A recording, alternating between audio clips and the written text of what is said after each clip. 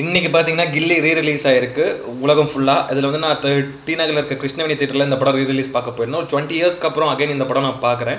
But அதுக்கு முன்னாடி டிவிலயே ஒரு 20, 25 வாட்டி பார்த்த படம் தான். எவ்வளோ வாட்டி பார்த்தாலும் சலிக்காத ஒரு மாஸ் கமர்ஷியல் என்டர்டெய்னர் தான். அந்த தளபதியோட டயலாக் டெலிவரி, அந்த ஸ்வாக் அதெல்லாமே வேற லெவல்ல இருக்கும். அப்படியே ஒரு புது படம் மாரி இருக்கு இப்ப இந்த ரிலீஸ். தியேட்டர்லாம் வந்து பார்த்தீங்கன்னா, அப்படி செலிப்ரேட் பண்றாங்க. ஒரு எஃப்டிஎஃப்எஸ் ஒரு புது விஜய் படம் பார்க்குற ஒரு ஃபீல் இருக்கு. அதுவும் அந்த முத்துப்பாண்டிய அந்த பிரகாஷ் ராஜ் கேரக்டர்லாம் மறக்க முடியாது. சரியான ஒரு கேரக்டர். படத்தில் அதே மாதிரி அர்ஜுன் அரவில்ல சாங் அதெல்லாம் வரும்போது தேட்டரே அப்படி ஒரு குஸ் பம்ப் ஆகுது.